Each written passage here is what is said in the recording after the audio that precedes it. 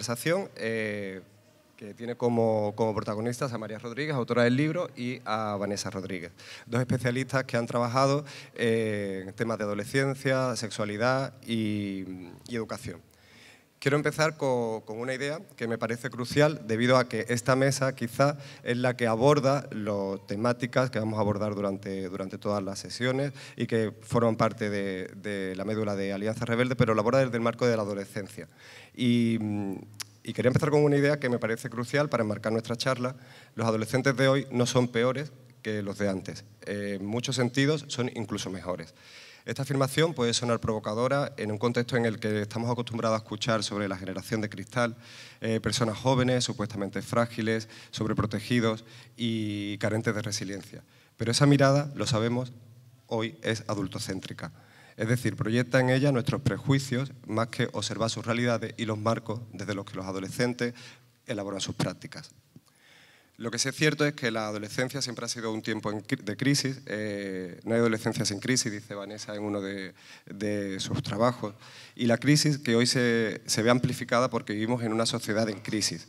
Crisis de desigualdad, crisis medioambiental, crisis de los discursos públicos, donde la polarización y los discursos de odio han ganado un espacio enorme. No podemos desligar a la adolescencia de ese contexto porque sus tensiones y contradicciones no son más que el reflejo de las tensiones y contradicciones del mundo adulto. Y a pesar de ello, la juventud actual ofrece una imagen compleja pero esperanzadora. Aunque persisten discursos ambiguos o de rechazo, también crece la apuesta por la diversidad y una sociedad más igualitaria, con mayor tolerancia y menor prejuicio. Nuestras aulas, especialmente las públicas, se han convertido en espacios clave de convivencia diversa. Allí confluyen orígenes y experiencias diferentes que, pese a los conflictos, generan aprendizajes que ayudan a superar el miedo y los prejuicios.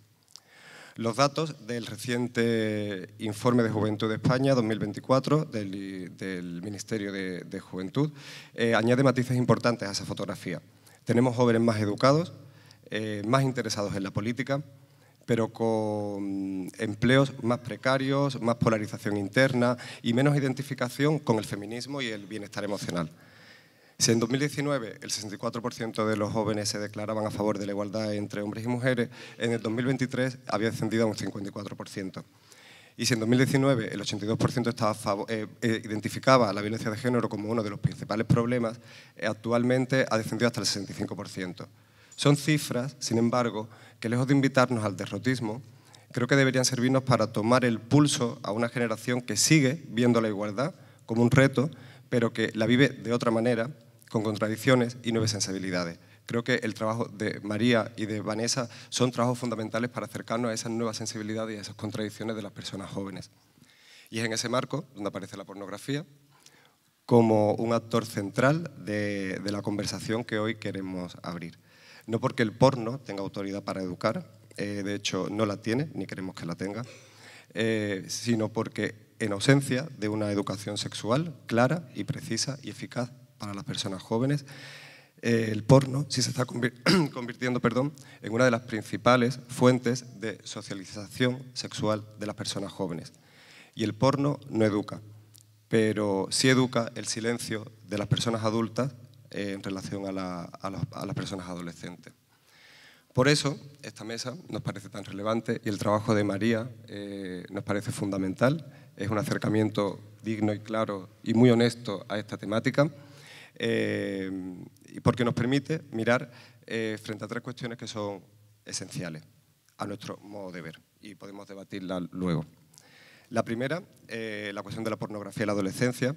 ¿Qué pasa cuando el porno se convierte en uno de los primeros escenarios donde los jóvenes buscan respuestas sobre el deseo, el cuerpo, sobre el encuentro con el otro? La segunda, el porno y la educación sexual. ¿Cómo se articula la educación en un contexto donde la pornografía ocupa un lugar de referencia?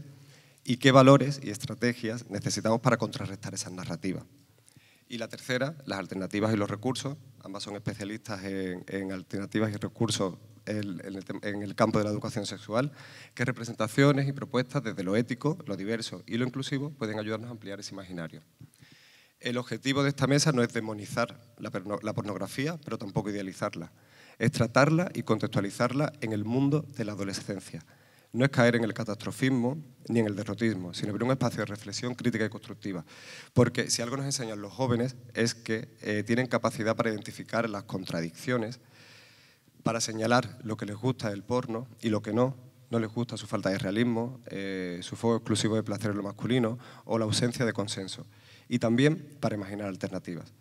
La responsabilidad de los adultos, entonces, no debería ser ni prohibir ni asustar, sino acompañar, dialogar y dar herramientas a las personas jóvenes que nos rodean y con las que convivimos. Con esta mirada voy a dar paso a nuestras ponentes, que son las que tienen un discurso estupendo sobre todos estos temas. María es la autora del libro, como ya he dicho, ella es doctora en género, coordinadora del proyecto sexológico Rizoma y autora del libro Por no educar.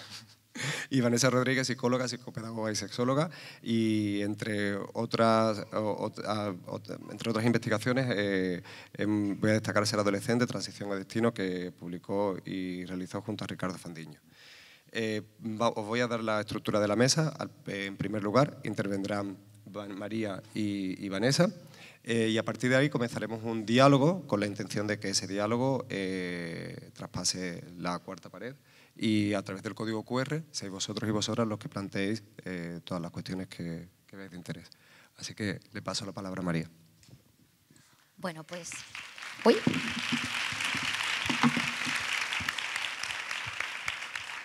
Bueno, pues gracias por esta contextualización, ¿no? Y bueno, gracias también a las personas que organizan estas jornadas, ¿no? Por incluir esta mesa, ¿no? Esta problemática dentro de las jornadas. Bueno, yo así para empezar pues voy a contar un poco por el porqué, ¿no? de Por no educar. Bueno, ¿por qué surge, ¿no? por qué surge la necesidad de este libro? Bueno, yo llevo varios años investigando sobre pornografía y también trabajando con adolescencias en el campo de la educación sexual, y me daba cuenta que, bueno, todos los discursos que había en torno a estos dos ejes pues eran unos, y también dentro de los propios feminismos, ¿no? Unos discursos, bueno, pues súper alarmistas, ¿no? Muy demonizadores, tanto de la pornografía como de la chavalada, a la que voy a defender aquí a capa y espada, ¿vale? Y también como discursos que, bueno, que se basaban prácticamente en meter miedo, ¿no? En hablar de los riesgos, de los peligros, y que tampoco luego en realidad ofrecían como muchas alternativas, ¿no? Para poder abordar, bueno, pues esta problemática, ¿no? Que hablo de problemática porque, bueno, es algo que está ahí y que además tiene como muy preocupadas también a las familias, al profesorado y demás. Entonces, bueno, quería construir pensamiento desde otro sitio. Creo que esto tiene que ver mucho con las jornadas en las que estamos ahora. Bueno, eso, desde una mirada en la que, bueno, no vamos a culpar de todo al porno, no vamos a culpar de todo a la chavalada, ¿no? Porque también es como muy interesante saber por qué están acudiendo a la pornografía, ¿no? O sea, nos dicen que están acudiendo al porno para, bueno, por curiosidad. Cuidado que ahora la curiosidad no se convierta en un problema, ¿no? Porque la curiosidad es un motor de aprendizaje.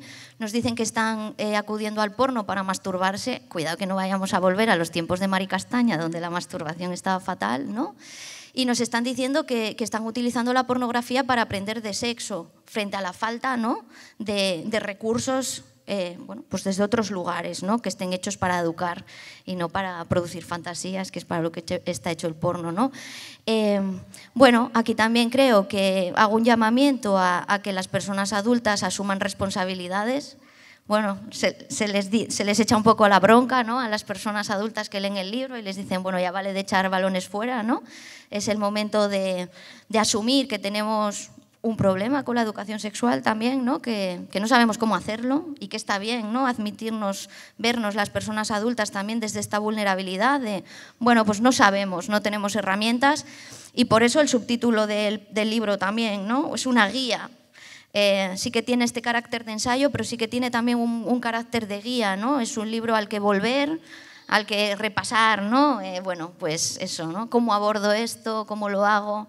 ¿No? También intentando, bueno, eso que sea algo como muy cercano y muy asumible para las personas lectoras que, bueno, pueden ser familias que tampoco tengan mucha idea de educación sexual o profesorado también, ¿no? O, bueno, otros agentes, ¿no? Que acompañen a la adolescencia. Bueno, el libro está estructurado en 3 partes, que son un poco, bueno, pues los ejes que vamos a tener en la mesa. Y bueno, ahora si quiere comentar algo Vanessa, pues... Sí, yo he venido aquí a hablar de tu libro. Vale. Aquí. Bueno, pues muchas gracias a la organización y a ti, Dani, por todo el curre que te has preparado para esta presentación. Y nada, yo creo que, bueno, a mí me ha gustado mucho el libro de María, afortunadamente. Y yo creo que es lo que promete, que no muchas veces cuando te encuentras con una guía, te encuentras con una guía de verdad. Y lo bueno es que lo hace en un lenguaje muy sencillo, pero no simple. Es un libro que toca muchas aristas, es muy profundo y sirve para familias, pero también sirve mucho para profesionales, porque además hay un montón de referencias e investigaciones que me ha salvado media tesis ya solo con este libro. O sea que en ese sentido me parece muy potente el libro. Y el tema clave también, yo creo que, como María, no es demonizar el porno, sino resaltar la educación sexual. Es decir, yo no tengo claro que haya un problema con el porno, no lo puedo afirmar. Yo lo que sí puedo afirmar es que hay un problema con la educación sexual, que no la hay. Eso sí que lo tengo claro. Entonces, ya veremos, porque caemos en muchas simplificaciones con el tema del porno. Ya veremos, no me voy a adelantar. Pero una cosa son los estudios y otra cosa son las interpretaciones de los estudios. Entonces, hay mucho que debatir y solemos caer en muchas simplificaciones. Y yo creo que el libro de María lo que hace precisamente es abrir la reflexión y el debate, que es lo interesante. Y que vivimos en un momento en que, tristemente, o sea, Freud decía en 1905 que la sexualidad debería ser tratada como cualquier otra cosa dentro de la educación, y no hemos avanzado mucho, la verdad. Entonces, es algo para replantearnos, ¿no? Y es más, cuando aparece la educación sexual, siempre aparece desde el peligro, alarma, cuidado. Cuando hay formaciones en los colegios suele ser infecciones, prevención de embarazos. Y a mí aquí me gusta mucho citar a Manuel Lucas, un sexólogo, que dice: ir a una formación de educación sexual y que te hablen de infecciones y de embarazos es lo mismo que ir a un curso sobre vino y te hablen de cirrosis. Entonces, bueno, pues partamos un poco de ahí, ¿no? Y me estoy enrollando mucho. Ya, bueno, sí. No os enrolláis ninguna de las dos. Hemos venido a escucharos a vosotras. Mirad, yo quiero empezar con Vanessa, para terminar el marco de la adolescencia y ya meternos directamente en todos estos debates, en ese contexto y ese marco actual. El estudio con Fandiño, Vanessa, habláis de la adolescencia como una nueva especie. De hecho, en algún momento creo que comparáis la visión adultocéntrica como el etnocentrismo en la antropología. Es decir, esas gafas con las que siempre permanentemente estamos viendo la adolescencia y nos impide ver realmente qué está sucediendo. Me gustaría comentaros un poco esa visión de la adolescencia hoy, esa nueva especie a la que os referís en el libro, qué problemas contextuales y qué características tiene. Bueno, en primer lugar, lo que solemos hacer los adultos es tratar de entender la adolescencia desde nuestra propia adolescencia. De hecho, decimos mucho de en mis tiempos esto no se hacía así, pero es que no son tus tiempos, son los tiempos han cambiado, las características son otras, entonces no podemos intentar entender la adolescencia actual desde nuestra propia adolescencia.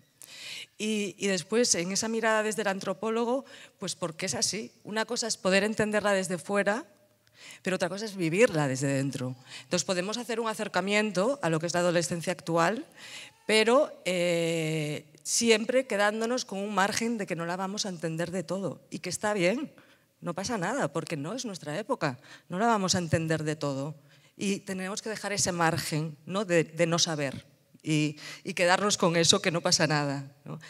Y después lo que nosotros hacemos es siempre una diferencia entre adolescentes y adolescencia, que no es lo mismo. Porque si yo ahora os pregunto, si entra un chico por aquí de 17 años y os pregunto si es un adolescente, yo creo que lo tenemos claro, ¿no?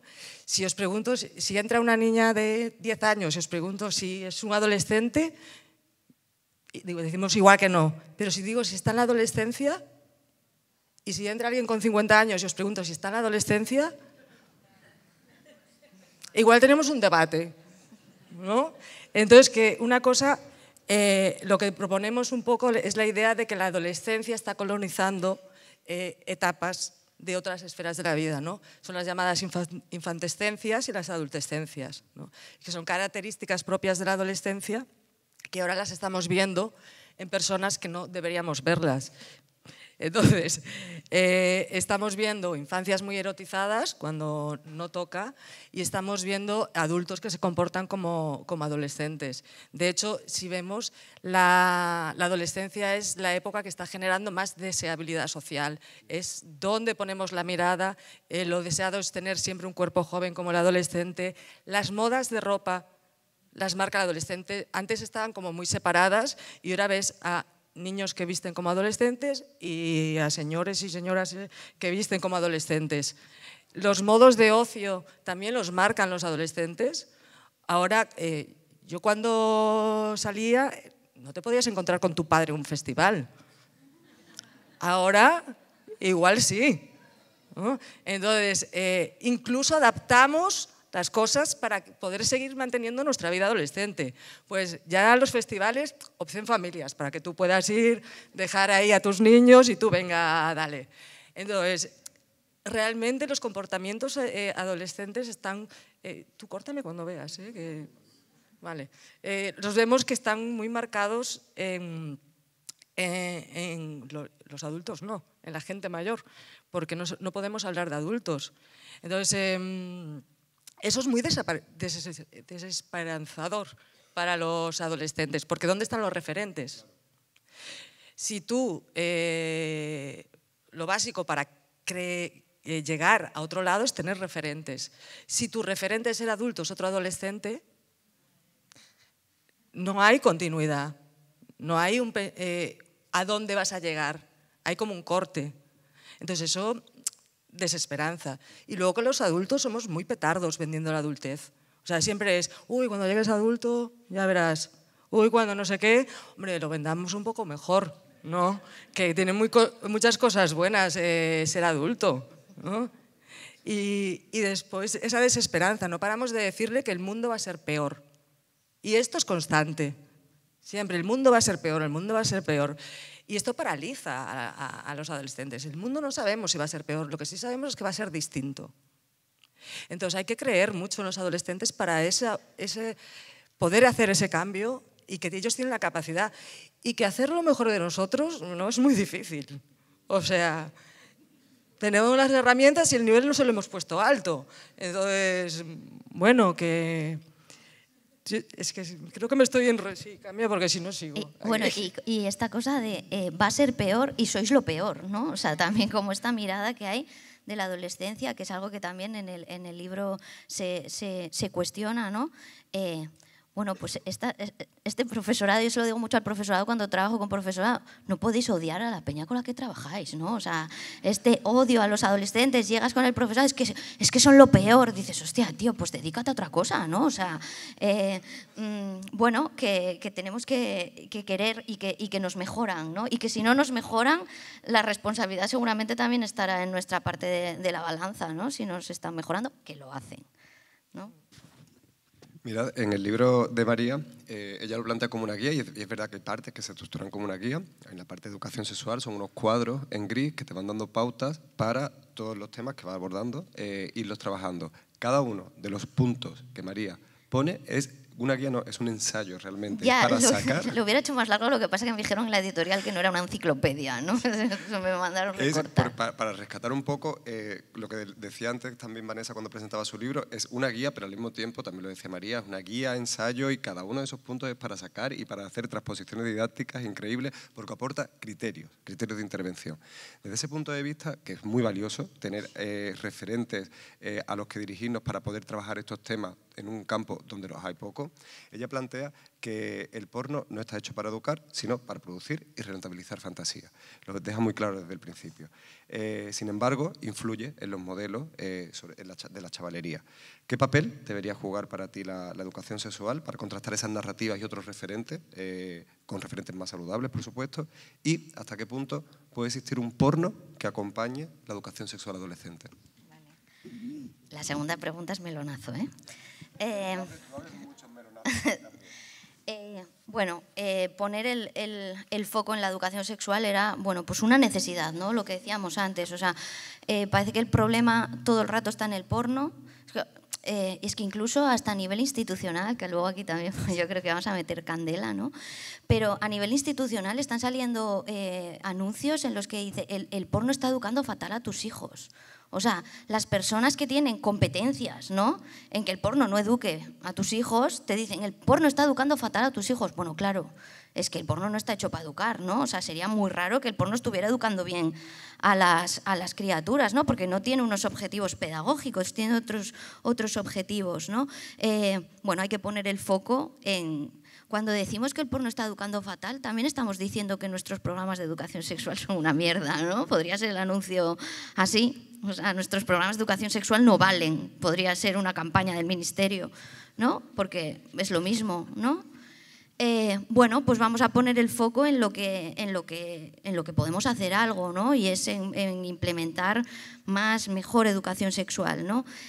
¿Por qué es importante la educación sexual? Porque sirve como un contrapeso, ¿no? Como un contrapeso crítico y formativo. Nos echamos las manos a la cabeza con que criaturas de 12, 13 años estén viendo porno, pero a mí me escandaliza bastante más que cuando acceden a esta pornografía con esa edad no tengan ni un mínimo de conocimiento sobre educación sexual, ¿no? Quizás sería eso con lo que nos tendríamos que estar echando las manos a la cabeza. Como con 12, 13 años nunca nadie bueno, trabajó esta esfera, ¿no? Que es una esfera con la que nacemos con sexualidad, morimos con sexualidad y puede educarse a lo largo de la vida, ¿no? La educación sexual es una necesidad, ¿no? Además es un derecho, yo es algo que repito muchísimo, ¿no? Porque esto parece que se olvida y además cuando las criaturas tienen derechos, las personas adultas que acompañamos tenemos obligaciones, ¿no? Entonces quizás lo deberíamos plantear más desde ahí. Y luego también que es inevitable la educación sexual, ya la estamos haciendo, ¿no?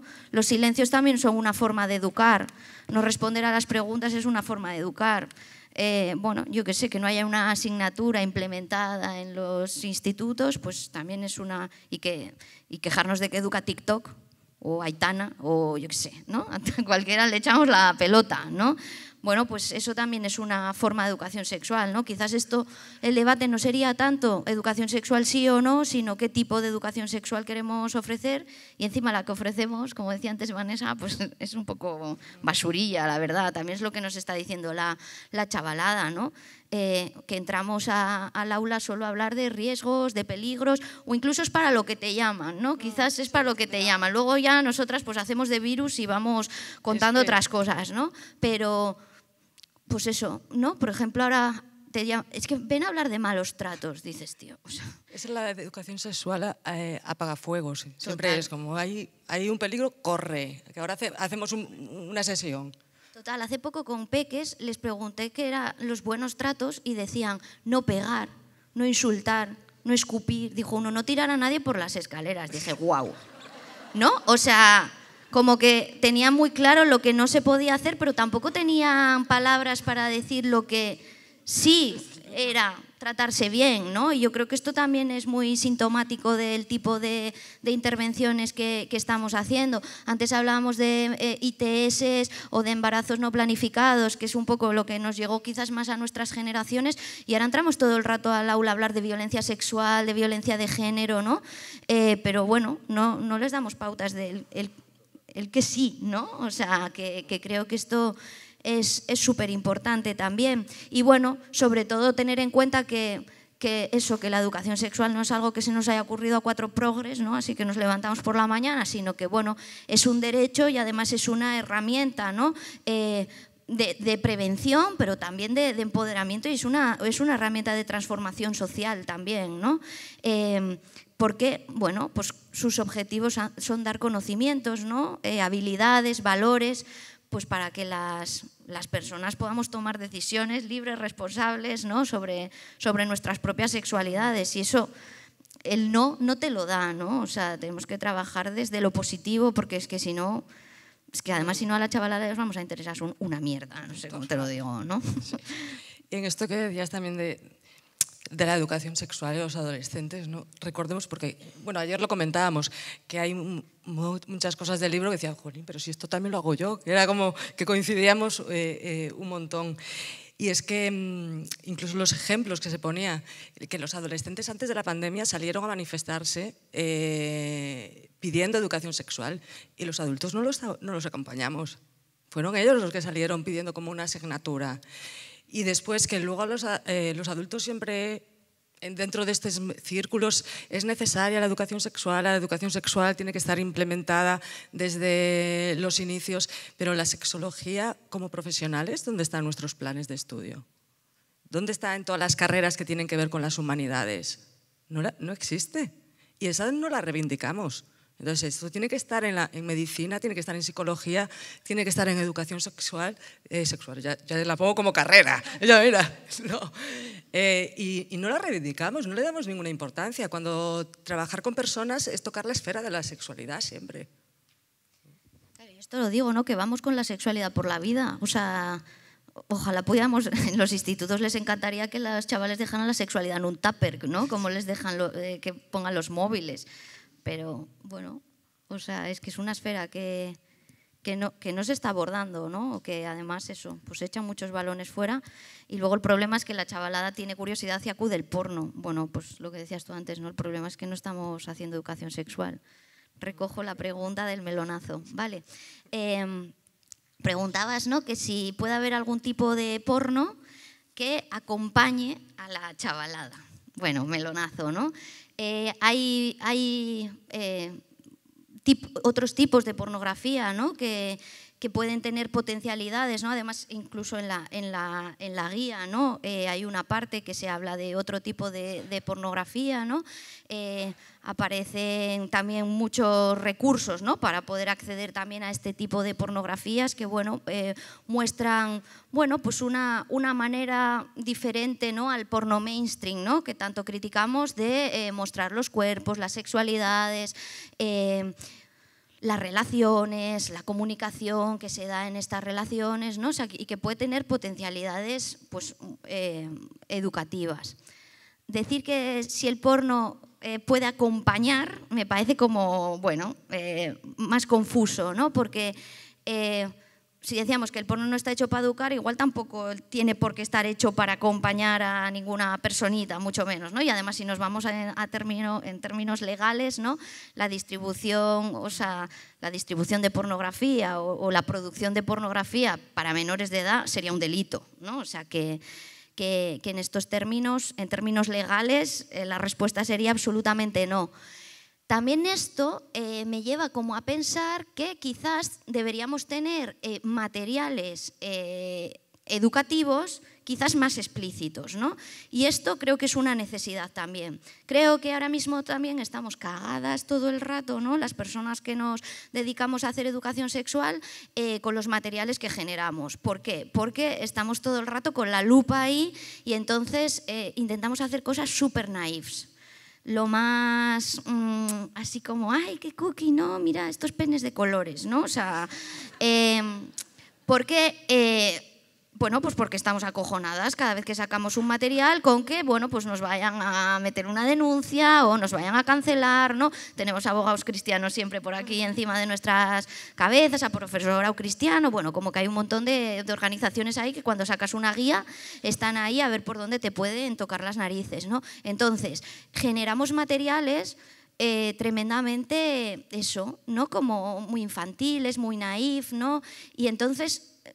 pues la chavalada también tiene esta cosa que dice, genial tus penes de colores, tío, pero quiero ver uno real y erecto, ¿sabes? Quiero ver un pollón y quiero ver ese pene, ¿no? Y entonces, ¿dónde lo tengo? En el porno. Que esto también podríamos abrir aquí un debate de qué significa pornografía o no pornografía, qué es lo porno, qué no es lo porno, porque como está ahí en un límite, de repente un material de educación sexual lo pueden considerar pornográfico, por lo tanto ya no lo puedes utilizar en el aula y por lo tanto a ti, que trabajas con menores, te puede caer un marrón de la hostia, ¿no? Entonces, hace poco en un taller con estos penes de color, bueno, pongo los penes, podría ser otra cosa, ¿no? Pero un peque me preguntó si podía haber penes azules y dije, joder, igual la información que estamos dando es como súper contradictoria, ¿no? Porque tú tienes ahí tu pene como el parchís, ¿para qué? Para que no parezca un pene de verdad, para que nadie te toque las narices, ¿no?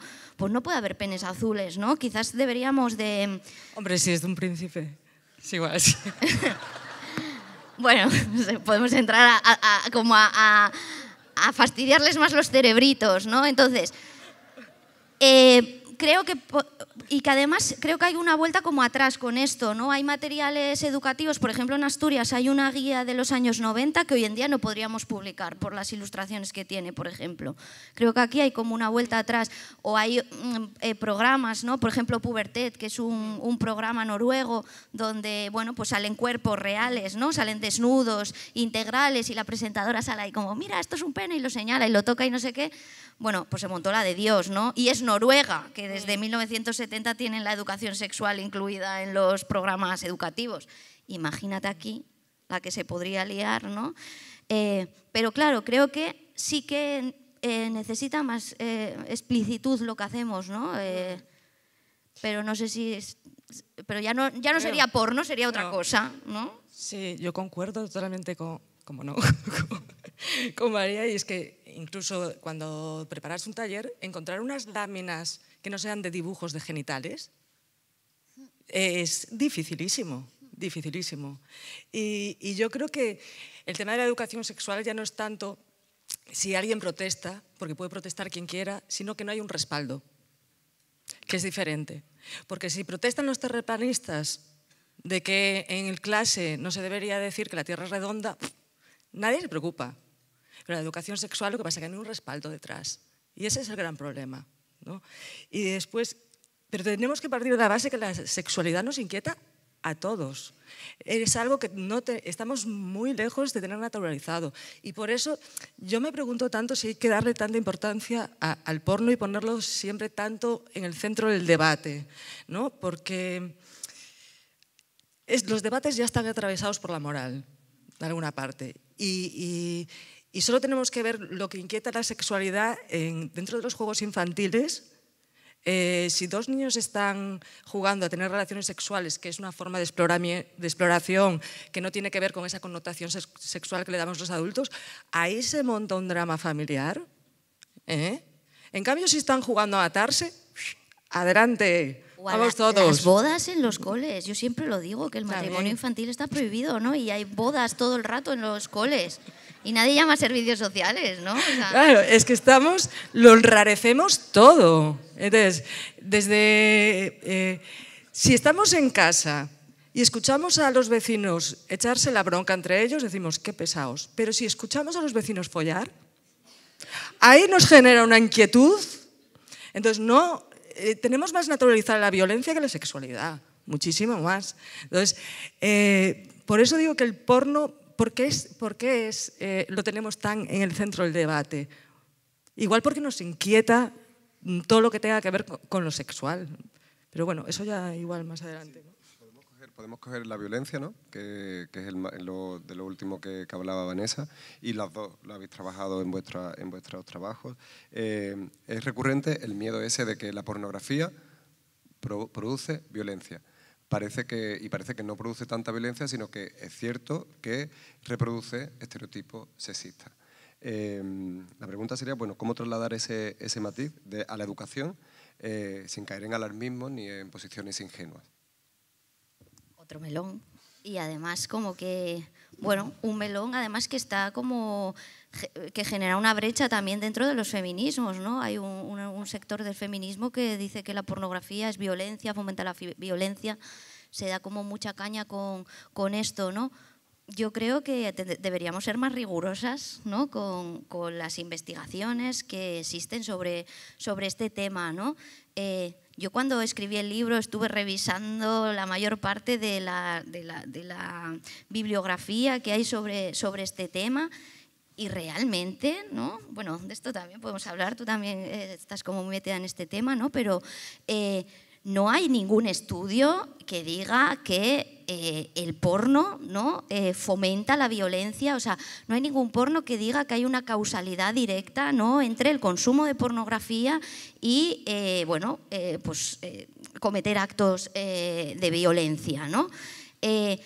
Hay muchos estudios que están diciendo cosas, pero joder, que tenemos que matizarlo, ¿no? Por ejemplo, para empezar, ¿no? O sea, hay una clara distinción entre pornografía violenta y no violenta, ¿no? Cuando hablamos de porno no violento, aquí ningún estudio está diciendo que el porno no violento fomente la violencia, ¿vale? Sin embargo, siempre se dice el porno, ¿no? Todo el porno. Por otro lado, lo que están diciendo las investigaciones que dicen que el porno violento, ahora vamos al porno violento, ¿no? Está haciendo es cuando hay un consumo muy frecuente de porno violento, hay hombres, porque además las investigaciones son con hombres, hay alguna también por ahí que dice que las mujeres generan lo mismo, ¿no? Pero muy pocos.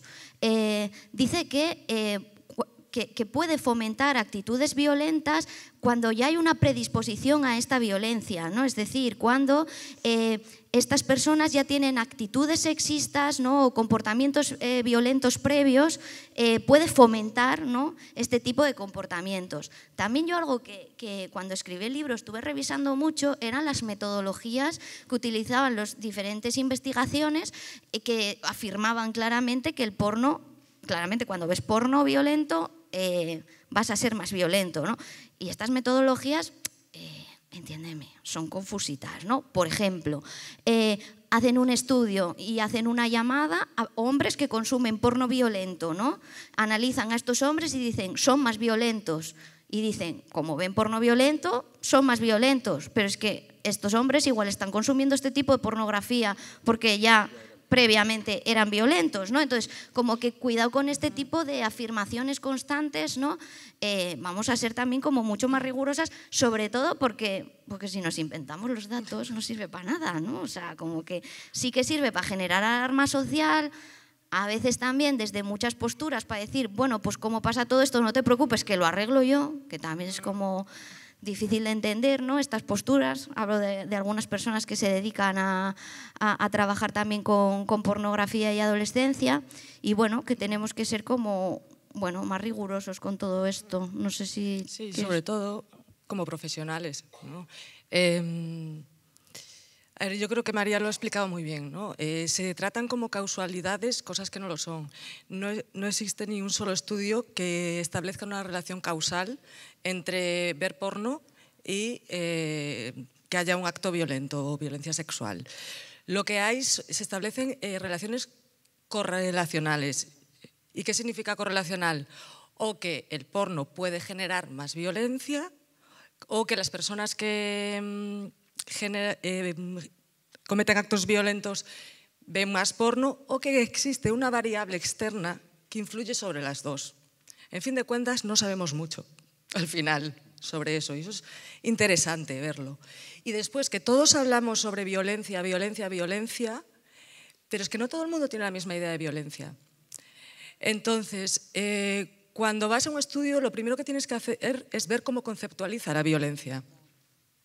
Que yo he visto un estudio yo no sé de dónde era, de Inglaterra, que decía que el 70% de los vídeos porno eran violentos, pero en su conceptualización establecía que en el título del libro, o sea, del libro, de un libro se puede hacer también. El título del vídeo hubiese una relación de familiaridad. Madrastra se lía con hijastro, por ejemplo. Entonces, eso ya lo conceptualizaba como independientemente del contenido del vídeo. Y después, que yo creo que muchas veces se confunde violencia con agresividad. Y para mí la violencia es el ejercer un poder para someter a otra persona. Cuando hay un consentimiento, y ahí ya lo han abordado por la mañana, lo que es el consentimiento, no hay una violencia, puede haber actos agresivos. Y el acto agresivo, si está consensuado, ¿quiénes somos nosotros para desde fuera meternos en la cama de nadie? ¿No? Sí, también otro estudio de estos que también decía como un 80%, ¿no?, de los vídeos porno son violentos, conceptualizaba también, bueno, a ver qué está llamando violencia, ¿no? Y por ejemplo incluía los azotes. Cualquier tipo de azote ya formaba pasar este vídeo como violento, ¿no? Algo que quizás sí que, bueno, pues como que también está ahí, ¿no? O sea, estos estudios también dices, bueno, venga, vale, azotes, lo puedes considerar violencia o no, ¿no? Algo que también es como, bueno, que por no ser buenistas todo el rato, ¿no?, que decías tú, bueno, pues no ser acríticos tampoco con esta pornografía mainstream, ¿no? Bueno, pues algo así como que me parece interesante es que la mayor parte de estos actos violentos son hacia mujeres, ¿no? Que esto también es algo como que tenemos que tener ahí, sí, claro. Incluso dentro del mainstream, que en esto que se dice Pornhub y demás, a ver, yo hago una cosa todas las semanas, que es entrar en el vídeo más visto de Pornhub, que hay quien ve la bolsa, pues yo veo el vídeo más visto de Pornhub, y de verdad que son bastante insulsos, ¿eh? O sea, no hay nada que te llame exactamente, dices, ¡oh, qué violento! Porque esa es la idea, que en Pornhub lo más visto siempre son contenidos violentos y demás, y de verdad que no. Los más vistos, los vídeos más vistos, yo no veo la violencia por ningún lado. Total, y yo creo que también hay discursos como muy hegemónicos, ¿no?, en torno a esta problemática, y además que también son como muy hegemónicos en este eje de pornografía, violencia y adolescencia, ¿no? Que, hostia, bueno, no sé si visteis el documental de Generación Porno, por ejemplo, ¿no? Pero ¿qué coño se dice que están viendo las criaturas ahí, ¿no? O sea, parece que están como viendo violaciones de bebés todo el rato, ¿no? Y esto es como, ¿qué adolescentes están consumiendo esto? Quiero decir que en Internet hay de todo. Pero de repente convertir la anécdota en que parece que es lo que está consumiendo toda la adolescencia, yo creo que esto también solo nos genera como mucho pánico. O sea, yo veo a las familias que tienen pánico, en plan y además con esta idea de, hostia, es que vienen familias y te dicen, mi hijo va a ser un violador. Y dices, hostia, tío, o sea, lo estamos haciendo fatal, ¿no? O sea, ¿de qué formas estamos conceptualizando todo esto para meterles este miedo a las familias en el cuerpo, ¿no? O sea, bueno, pues esto es un poco... Es que ya llamar generación porno, o sea, hablar de una generación, y esto se repite mucho, es la generación porno, generación XX, de verdad que no hay otra cosa en los adolescentes que no sea el consumo de porno. Que lo que resaltamos es llamarle generación porno. Me parece que dice muy poco como adultos, ¿no? Calificar así a todo un segmento poblacional. Y después también dentro de los estudios hay unos que dicen que las posibles consecuencias negativas del porno podrían estar más relacionadas con el estigma que tiene el porno que con el consumo mismo. Y esto hay que tenerlo en cuenta también, porque el porno no es algo inocuo, sino que está en un contexto. Retomamos ahora la familia, ¿vale? Sí les recuerdo a todos que pueden hacer las preguntas, porque en breve pasaremos a las preguntas del público. Pero retomando la familia, ¿qué podemos hacer, profesorado, familia, sobre todo con otro de los bulos, ¿no? Que hablar de sexo promueve más eso. Cuando los estudios, y eso lo planteas tú en tu libro, nos dicen totalmente lo contrario, que hablar de sexualidad retrasa el inicio de la sexualidad, prácticas más seguras. ¿Qué podemos hacer dentro de instituciones como la educación o la familia? Bueno, pues yo creo que mostrarle a las familias, a todas las personas adultas que tengan este miedo, ¿no? Que hay una evidencia científica en esto que estamos diciendo, que no es algo que también nos estemos inventando, ¿no? Por ejemplo, en los países, ¿no?, donde ya tienen implementada la educación sexual en el currículo educativo, se nota, ¿no? O sea, se ve cómo descienden pues todos estos riesgos a los que les tenemos tanto miedo, ¿no? Hablar de educación sexual, o sea, hablar de sexualidad protege. No fomenta absolutamente nada, ¿no? Yo creo que también a las familias, al profesorado, creo que esto también va de escuchar a la chavalada, ¿no? O sea, decías tú antes, ¿no? Es una generación que está haciendo huelgas educativas porque quieren más educación sexual, ¿no? Nos la están pidiendo, nos están diciendo que es una necesidad y que si no queremos que vayan a aprender del porno, que pues que les demos alguna alternativa, ¿no? También, creo que también deberíamos fomentar más, porque la educación sexual, así como en lo genérico, tiene muy mala prensa. Entonces, creo que quizás también deberíamos generar espacios donde estas familias, este profesorado, estas personas adultas, porque tenemos una mochila, y es que yo siempre hago a las personas adultas cuando hago un taller, les digo, ¿tuvisteis educación sexual? Y la mayor parte de las veces la respuesta es que no, ¿no? Entonces, venimos con una mochila de no sé muy bien cómo abordar este tema, porque conmigo nunca lo abordaron, y creo que hay como muchos miedos. Y bueno, pues creo que deberíamos generar más espacios donde estas personas pudieran exponer sus miedos, sus dudas, sus incertidumbres, ¿no? Creo que hablar de estos temas, yo cuando hago talleres para profesorado, para familias, de repente si vemos que todas estamos cargadas con el tema, pues parece como que, bueno, que podemos respirar, ¿no? y tranquilizarnos un poco más. Y eso, como la educación sexual tiene mucha prensa, hacer mucha pedagogía en qué es la educación sexual, qué hacemos cuando hacemos educación sexual, ¿no? De alguna manera, bueno, pues para quitarle como este peso, porque es que la prensa de la educación sexual, es que entran a contarle a los niños, ¿no? Esta idea que hay de educación sexual, yo no sé qué creen que entramos a contar al aula, ¿no? También esta idea de la sexualidad muy relacionado con las prácticas sexuales. Creo que hay que acabar también un poco con esta idea de no vamos a entrar a hablar de prácticas sexuales. La educación sexual tiene que ver con muchas cosas, ¿no? Y tiene que ver con aprender a conocerse, a aceptarse, a compartirse con otras personas, ¿no? O sea, que vamos a contarles estas cosas a las personas menores, no vamos a contarles nada más grave. Yo aquí para poner la puntilla, es que en esto que de los estudios que dice que hacer educación sexual lo que acarrea es que se retrase el inicio de las relaciones sexuales.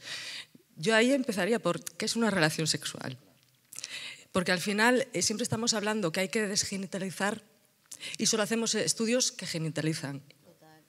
Entonces, es un sinsentido. O sea, ¿qué es lo que nos importa una relación sexual? Que si hay una penetración, y normalmente los estudios están mayoritariamente entre personas heterosexuales, es un sinsentido. O sea, y el discurso de Logan lo tenemos claro, pero después todos los estudios van hacia lo genital. Entonces, bueno, la relación sexual es muy amplia, no hay un inicio, no hay una marca de cuándo empecé mi primera relación sexual. Hay muchísimas primeras veces que empezamos, primera vez que tienes un encuentro de intimidad con una persona, primera vez que te besas, primera vez que te acaricias, primera vez, entonces, pero seguimos marcando penetración y normalmente chico-chica como inicio de la relación sexual. Entonces, revisemos lo que preguntamos también y lo que estudiamos. ¿Os parece que veamos lo que nos dice el gobierno en relación a el porno adolescente? Pues, si podéis poner el vídeo, por favor. Investigaciones recientes señalan que alrededor del 90% de adolescentes ve pornografía. Pablo, ¿qué haces? Iniciando su consumo desde los 8 años. Nada. Ese nada perjudica sus relaciones sexuales y de pareja. Vamos a hablar. Esos vídeos no son la realidad del sexo. La mayoría de los vídeos que puedes encontrar en internet. ¡Vamos, chicas! Un 70% de jóvenes ve pornografía por primera vez de forma involuntaria.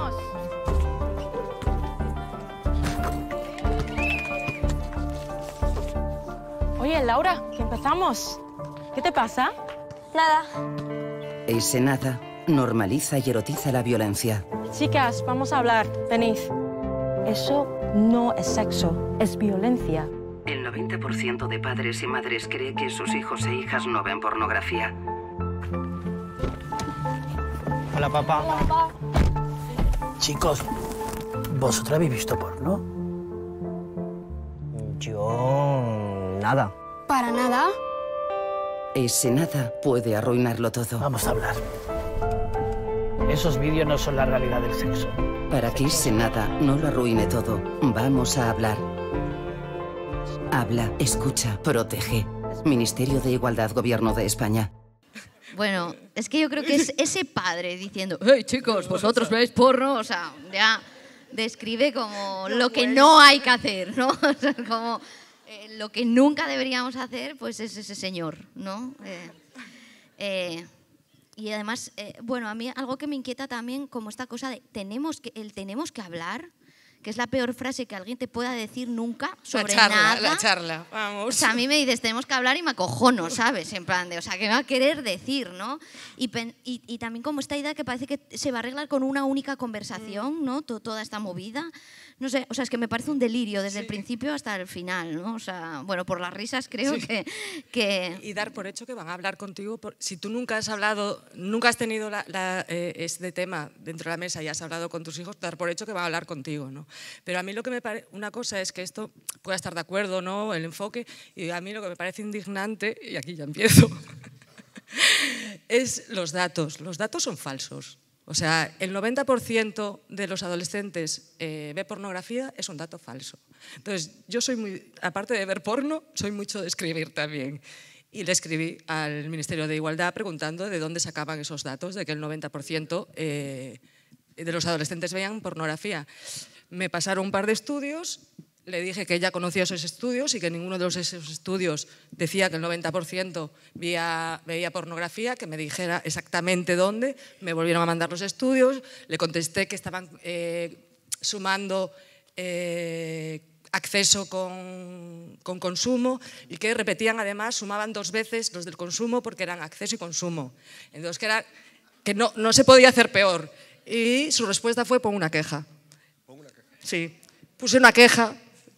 Yo quiero creer que desapareció la campaña gracias a mí, pero no. Yo creo que es que la gente se descojonaba cuando la veía, como acaba de pasar aquí. O sea, no sé, no tengo muy claro también la perspectiva en general, ¿no? Las medidas... O sea, aquí en el gobierno nadie habla de educación sexual, ¿no? O sea, se están lavando las manos con este tema y de repente, ¿no? O sea, otra de las grandes medias estrellas del gobierno fue el pasaporte, que no sé si os acordáis de esto, ¿no? Todo genera como carcajadas cada vez que hablas sobre qué está tratando de hacer el gobierno con la pornografía y los menores. Es una puñetera broma, ¿no? Bueno, es que en este anuncio, si yo soy un adolescente y veo que el 90% de adolescentes ve pornografía y yo no la veo, digo, hostia, me estoy perdiendo algo. Totalmente. Y vas a verla, claro. Y luego que se supone que la campaña va dirigida a las familias, o sea... Ese señor, el del coche, o sea, de repente ser el ideal, ¿no? De cómo mantener una conversación sobre pornografía. Que no puede salir de él. Además, encerrados en el coche, que no puede salir, ¿no? O sea, bueno, si pasamos están animando a los señores a secuestrar a sus hijos con preguntas incómodas. Bueno, no, tremendo. Y si contestara el chaval, ¿y tú, papá? Ya. Igual Pues si queréis vamos a pasar a las preguntas del público, porque me pasan que hay muchísimas preguntas y muy diversas. De hecho, si agotáramos esta, tienen otra tanda de preguntas más.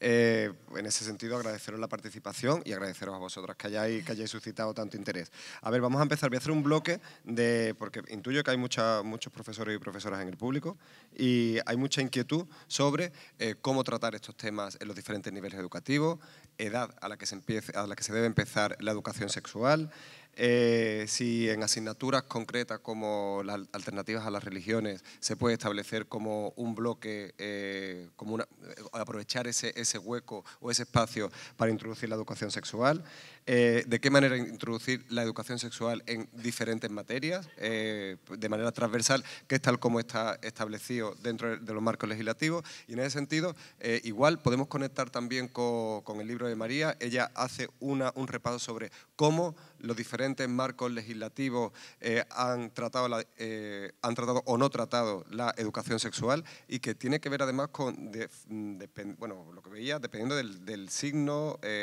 político del gobierno que haya estado al mando, ¿no? Bueno, pues ese sería el primer bloque, y creo que he intentado recopilar todas las preguntas que había en relación a la educación reglada, digamos. No sé si retuve bien, pero vamos, lo vamos haciendo entre las dos.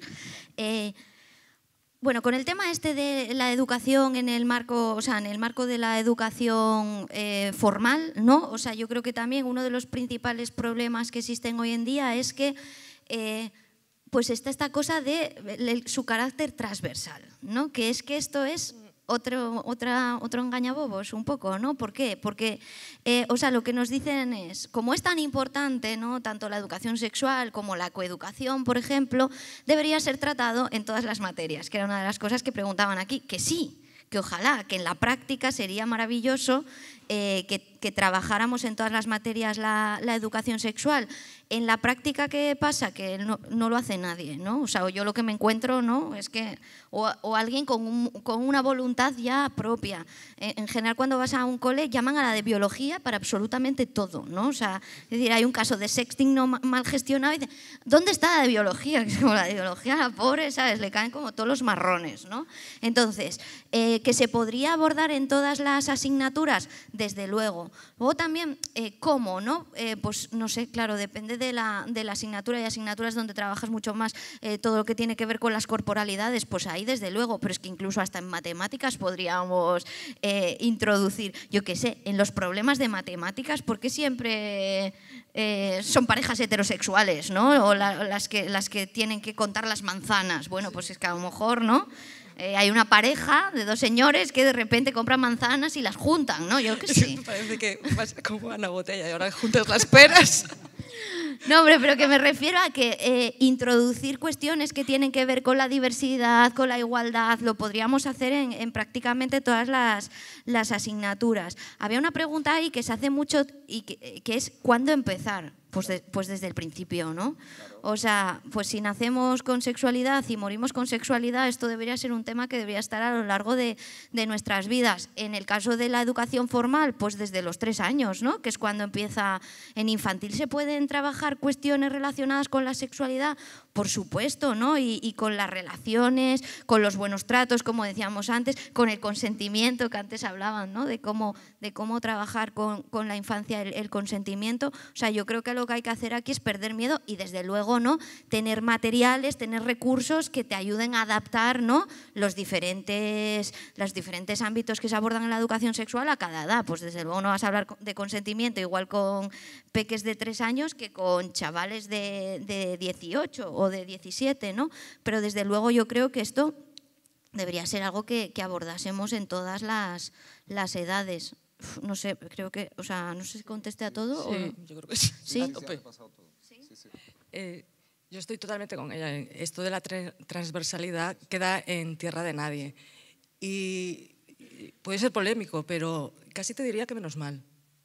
Porque hay que ser consciente de que no estamos preparados para tocarla. Entonces, mientras eso no suceda, la educación sexual tiene que estar dada por profesionales de la sexología. Como cualquier ámbito, necesita su especialización. Entonces, tiene que estar instaurada como una asignatura más y dada por un profesional, porque es muy, muy fácil que se te cuele la propia moral en el contenido. Y eso es un trabajo difícil, separar eso. Y requiere mucha especialización. Ayer lo hablábamos incluso para nosotras, ¿no? Claro. O sea, que ves que a veces dices, hostia, pues esto no claro. lo hice bien, ¿no? Y ahí donde... Porque, bueno, lo hablábamos, yo decía, yo veo cómo daba yo los talleres de educación sexual antes de formarme bien, hacer el máster y tal, y ahora digo, madre mía, qué animaladas decía. De verdad, es que no es tan fácil. Entonces sí que creo que es fundamental lo que dice María, que es en los materiales sí, porque los materiales pueden estar realizados en trabajo con un sexólogo o una sexóloga, ¿no? Claro, yo por eso también en el libro, la última parte del libro son materiales que a mí me parecen como buenos y a los que puedes acudir, y es que esos materiales están hechos por profesionales que saben cómo guiarte, ¿no? De alguna, o sea, que esos materiales te vayan guiando. Y que hay cosas muy sencillas, pues dejar de hablar de en lo que decías tú, en biología, de aparato reproductor y hablamos de aparato sexual, que aparezcan genitales intersexuales. Hay cosas que son muy sencillas y que ya no necesitan más explicación, solo con verlo y ponerlo ahí ya estás haciendo mucho. Vamos con más preguntas. Y cuidado también, ¿no? O sea, aquí las personas adultas educamos con el ejemplo, que esto también es algo que tenemos que tener como muy en cuenta, ¿no? Que hacer educación sexual también es que cada vez que se rompe el proyector no venga Juan Manuel a arreglarlo, ¿no? O sea, da igual donde esté Juan Manuel, viene a arreglarlo, y cada vez que se cae alguien y se hace una herida, pues venga Mari Carmen a curarla, ¿no? Bueno, pues que eso también es hacer educación sexual, ¿no? ¿Qué estamos haciendo en los centros educativos o cómo nos estamos comportando las personas adultas también, ¿no? Preguntan también sobre el consumo de porno. Creo que lo relacionan con qué pensáis de que se estén dando en consulta, entiendo que son consultas terapéuticas, psicológicas, problemas de erección en chicos adolescentes ante cuerpos deseados, pero que sí pueden masturbarse con imágenes pornográficas. Bueno, a ver, es complejo, porque yo siempre parto de que ningún caso es igual. Entonces va a partir de la exploración que hagas, ¿no? Que hay, y ahí tienes que ir a la historia del sujeto. No hay una clave de esto con esto, ¿no? Entonces, en la historia del sujeto verás qué es lo que pasa ahí, qué es lo que pasa del miedo, del encuentro con el otro, y a lo mejor eso que vemos como un problema de que solo se masturba con porno. En algún caso puede ser problemático y en otro puede ser una salida. O sea, todo es muy complejo, no es tan fácil el tema de dar por hecho, por ejemplo, eso, dar por hecho que porque consumo solo porno, pues a lo mejor hay personas que nunca se masturban y les va estupendamente, y hay personas que se masturban y no quieren tener una relación con otra persona. Es todo muy complejo. Entonces, no podemos partir de causa-efecto, sino de la complejidad y de la historia bibliográfica de cada persona. Otra pregunta en relación al porno. La distribución de porno entre adolescentes es delito. Plantean, pero podría haber un porno para adolescentes, no para educar, sino para disfrutar. ¿Cómo tendría que ser? Yo creo que más o menos la estuviste comentando antes. Sí. Yo ahí solo diré una cosa que también me explota un poco la cabeza. ¿Cómo puede ser que la edad de consentimiento sexual sea a los 16 y la de ver porno a los 18? Yo ahí hay algo que no me cuadra, no sé. Totalmente. ¿Podéis recomendar alguna guía o materiales para acompañar la sexualidad de menores y jóvenes con discapacidad? Bufa, y por ejemplo el trabajo de la asociación Sexualidad y Discapacidad, ¿no? Tienen una guía, es que no me acuerdo del nombre concreto, ¿no? Pero si os metéis tanto en la web como en el Instagram se llama así, Sexualidad y Discapacidad, tienen muchísimos materiales, sacaron una guía no hace mucho, que es como un tocho así, yo la vi impresa y aluciné, ¿no? Con un montón de herramientas, de dinámicas, para trabajar también con casos como muy distintos, ¿no? Una gran parte que tiene pictogramas para personas que no tienen lenguaje, o sea, como que es súper, súper completa. Echarle un vistazo a esa guía porque no recuerdo ahora el nombre, pero es súper guay. No sé si sí. Bueno, Sexualidad y Discapacidad, la asociación, ahí además en su Instagram creo que la podéis descargar incluso en el link in bio de manera gratuita. Vale. Educasex. Educasex. Va, gracias, pues esto. Vale. También preguntan si el consumo de porno puede llegar a normalizar conductas sexuales. Bueno, yo creo que, normalizar es esta cosa de si el porno inventa la sexualidad, ¿no? Sería como pues una parte de la sexualidad, pues sí que la inventa el porno, ¿no? Como cualquier otro imaginario sexual que tenemos por ahí. También es verdad que luego a la vez el porno reproduce mucho el imaginario que ya existe, ¿no? Que es como, es que el porno normaliza los encuentros genitales. Y los estudios súper, pues yo qué sé, de grandes asociaciones o de equipos de investigación, ¿no? No sé hasta qué punto inventa algo o reproduce lo que el modelo sexual colectivo, ¿no? Yo creo que que sería más por ahí. Yo creo que en ocasiones tenemos una fantasía de que existe una sexualidad natural. Como que hay algo ahí que estamos alejados los humanos de la cultura, ¿sabes? Y ahí vamos a encontrar un sexo natural que nunca se ha visto antes. La sexualidad está atravesada por la cultura. Eso es así. Y siempre ha habido guiones sexuales. De hecho, aquí si pensamos en el guión sexual, Darian Lieder, el psicoanalista, habla de los guiones sexuales, ¿no? Y aquí el común es tocamientos, me despeloto, tocamientos otra vez, penetración si cuadra y ya van, y cigarritos y fumas. Ese es el guión sexual, ¿no? Pero es que en el siglo XVII en Europa era común aplaudir después de tener un orgasmo. Wow, pues ahora, si alguien te aplaude, bueno, se agradece, pero no cuadra, siempre hay un guión sexual. Y realmente las cosas de las que se le acusa al porno, es lo que dice María, están en todas las genitalidad, los encuentros de... El empotrador. El empotrador está ahí. No, como, uy, la masculinidad que presenta el porno. Hostia, claro. pues... Todas las películas son genitalidad. Llegan siempre, normalmente chico o chica, llegan los dos al orgasmo al mismo tiempo, cosificación de la mujer, hay una mirada masculina. Cuando hay un panelado sobre un cuerpo, es sobre el cuerpo de la mujer, hay fragmentación en los cuerpos. Tú ves en cualquier película un enfoque, un culo, unos pechos sin que venga a nada. Y eso es más inconsciente que el porno. O sea, yo creo que en ese sentido el porno es mucho más digno y mucho más, es que es tan burdo que es con 4 conocimientos lo descifras, pero lo otro pasa más inconsciente. Luego sí que es cierto, ¿no? Si analizas así como porno desde el siglo XIX, ¿no? Y, o sea, cómo va cambiando. O sea, esto es como muy interesante. Si algún día tenéis una tarde libre, ¿no? Podéis hacer este ejercicio, ¿no? De ver así como porno antiguo y también vas viendo, ¿no? Cómo van cambiando los códigos sexuales, culturales de cada época, ¿no? Pero yo estaba pensando ahora en Deep Throat, en Garganta Profunda, en esta película, ¿no? Como que a lo mejor sí que el porno en algún momento puede poner como una fantasía de moda o algo así, ¿no? Porque si ves porno como antiguo, por ejemplo, la felación, ¿no? Se ve mucho, hay un corte en Deep Throat, ¿no? Que de repente, pues como que sin arcada no hay mamada, que hoy en día dicen los adolescentes, ¿no?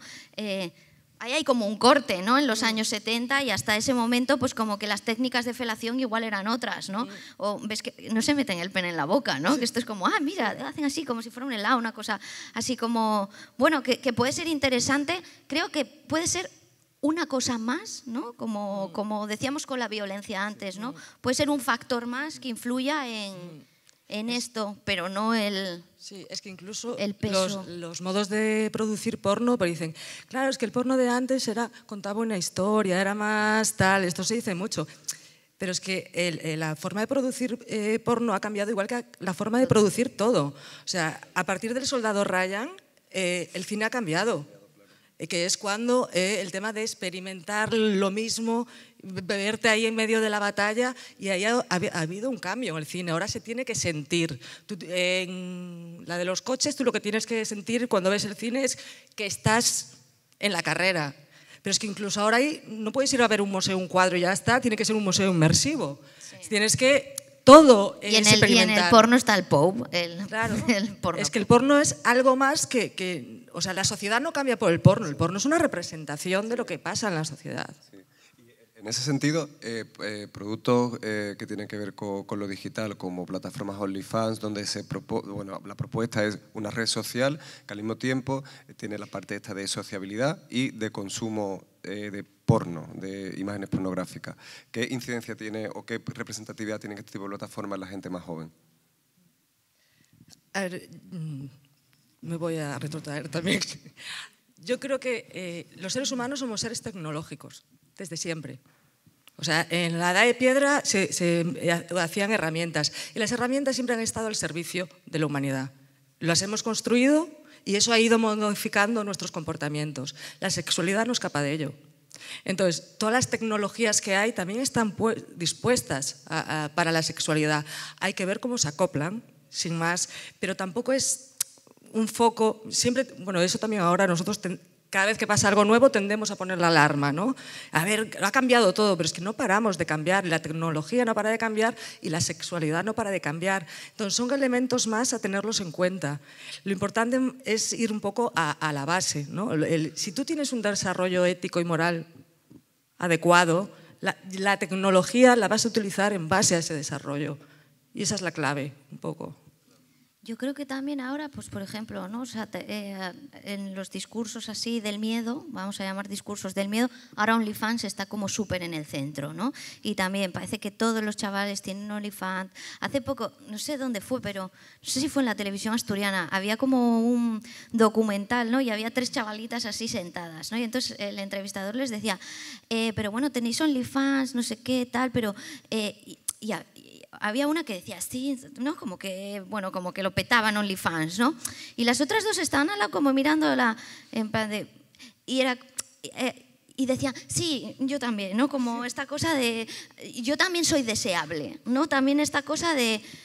No sé hasta qué punto también cuando entrevistamos a la chavalada les estamos de alguna manera obligando a decir lo que queremos escuchar, ¿no?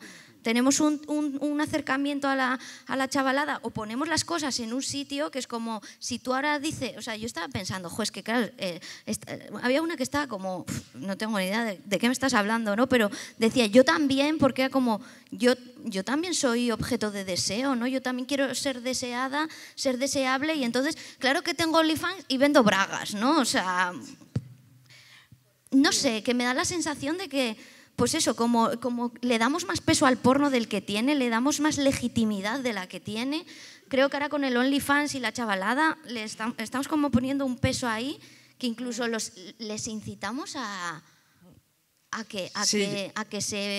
que construyan su identidad como desde ahí para el molar, ¿no? Yo creo que esto es clave, que has dicho, porque muchas veces eres consciente. Tú llegas a un aula y como si primero siempre haces una exploración, ¿no? de dónde parten y te vienen como con un discurso muy aprendido, que no es de ellos, se nota.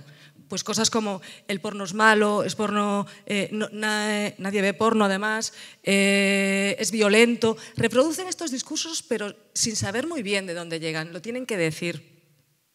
Porque queda bien. Entonces, tengamos esto en cuenta, porque ahí lo que estamos generando son, quien considere el porno un problema, lo que va a tener además es otro, porque es, primero, ese chico va a seguir viendo porno, esa chica o quien sea, y encima va a tener un problema de culpabilidad. Entonces, donde queremos sacar uno, lo que estamos haciendo es poner otro, que lo tengamos en cuenta. En un ámbito como la sexualidad, donde parte del conocimiento y del aprendizaje pasa por una experiencia personal y que confronta y una exploración individual, hay una parte de la sexualidad que o sea, la pregunta sería, ¿toda la sexualidad es educable o hay una parte de la sexualidad que debemos aceptar que no se puede educar?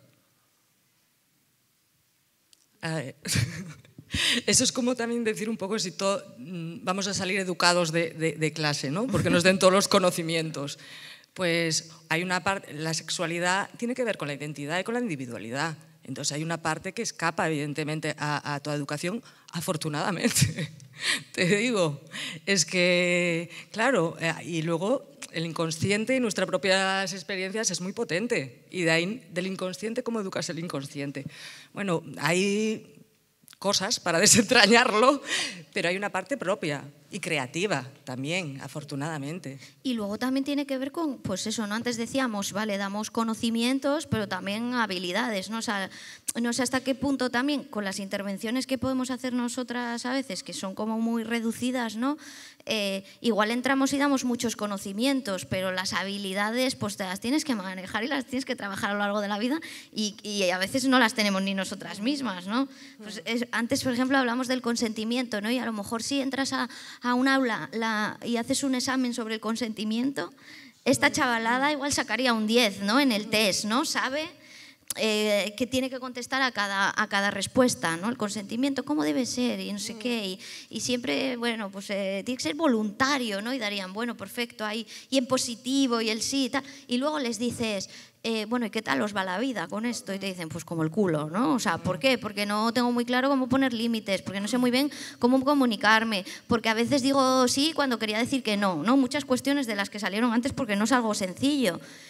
Y también es esta cosa de, antes se hablaba, no podemos decirle que es tan fácil porque nosotras no, o sea, ni siquiera nosotras tenemos nada claro en todo esto, ¿no? Entonces, y que después complicado. siempre hay como una idea también de, gracias a la educación sexual vamos a tener relaciones sexuales muy satisfactorias.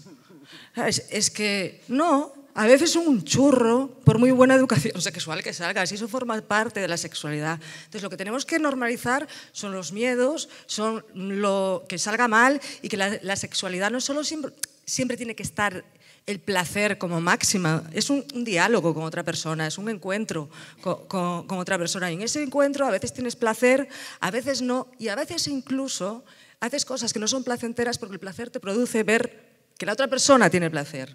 Entonces, eso de que ponemos siempre el eje, el orgasmo y más allá el placer, en la sexualidad siempre lo quitamos. Todo tiene que ser una buena relación sexual y placentera. Pues no, en la vida a veces no te salen cosas bien y no haces cosas placenteras porque acompañas igual a tu pareja con la suegra, que no te apetece, pero lo haces porque sabes que a él le viene bien y queda bien. Pues en el sexo también pasan esas cosas, pero no, ponemos como siempre, tiene que haber placer.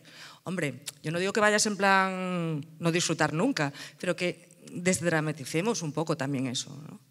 Y mira, ya, si queréis, para ir cerrando, vamos a concretar, si os parece, y si no podéis, a barra libre, podéis decir lo que queráis, ¿eh?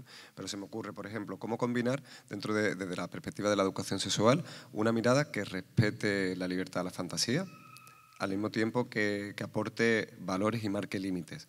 Y la otra sería, bueno, como cierre, si podéis condensar en una pues, recomendación o propuesta de cara a llevar la educación sexual a los diferentes contextos en los que estamos, o sea, la familia, la educación, organizaciones sociales.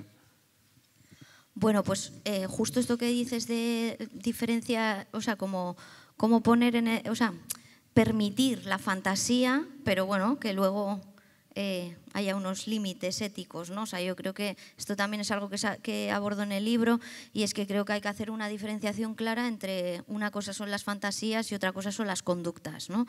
Y pertenecen a dos terrenos totalmente distintos, ¿no? Las fantasías pertenecen al terreno de la imaginación, y en la imaginación no hay normas, ¿no? La imaginación es libre y está bien que sea así. Y por otro lado está el terreno de la realidad, ¿no? De las prácticas, de las conductas, que ahí sí que tiene que haber unos valores éticos que las sujeten, ¿no? Y como de cierre, ¿no? O sea, porque así ya cierras tú. Pues, ¿cuál sería así como un cierre a esto, ¿no? Pues asumir responsabilidades y, como por ser muy breve, porque vamos mal de tiempo, más educación sexual, más y mejor educación sexual, ¿no? Sería el cierre. Yo creo que esto que dice María es muy importante, ¿no? Lo de las fantasías, y que ese sí que debe ser un eje que debe quedar claro. Yo ahí separaría entre fantasía, deseo y realización del deseo, ¿no? Entonces, la fantasía yo no la quiero llevar a cabo. Es importante, son los deseos los que los quiero llevar a cabo. Una fantasía está para, pues yo quiero matar a mi jefe muchas veces, pero no, en mi fantasía no quiero ir y matarlo directamente. Y esto es algo con lo que creo que tenemos que hacer mucha pedagogía, esta cosa que decimos, ¿cuál es tu fantasía? Le preguntamos a nuestras parejas sexuales, ¿no? ¿Cuál es tu fantasía como para realizarla, ¿no? Pues desaparecería en el momento en el que la realizásemos, ¿no? Una fantasía nunca la quieres realizar. Por eso es fantasía. El deseo, sí, yo tengo deseo de realizar esto, y luego está la realización del deseo, que es, primero, ¿puedo llevarlo a cabo ese deseo realmente o no? Y ahí tengo que ver primero si implica algo para otras personas o si implica algo para mí, porque puedo tener un deseo que incluso es muy natural. Por ejemplo, yo qué sé, comerme una manzana entra dentro de mi deseo y puedo comerla sin que pase nada, pero para mí, porque tengo yo qué sé, un problema de estómago, esa manzana me va a sentar fatal. Entonces, la realización del deseo ya no entra dentro de lo que es moral o no, sino también de lo que me puede sentar a mí como a nivel individual. Y quitarle también esta cosa al deseo como que es algo súper animal, ¿no? Que también hay como esta idea del deseo de... Es un impulso incontrolable, ¿no? Pues no, pues los deseos se pueden gestionar, ¿no? Que esto creo que también es importante. Un cierre. Yo creo que sí que debería cerrar.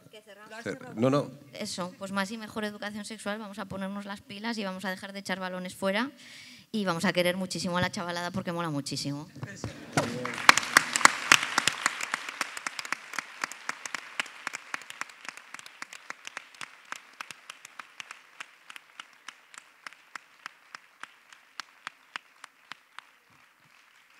Bueno, pues muchísimas gracias, María, y muchísimas gracias, Vanessa.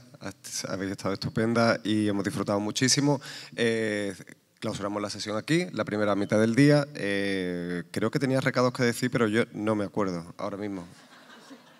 A las 4 aquí, ¿no? 4, no. Vale, comemos libremente ahora y 3:30 se abren las puertas del teatro. Muchísimas gracias. Muchas gracias, Irene.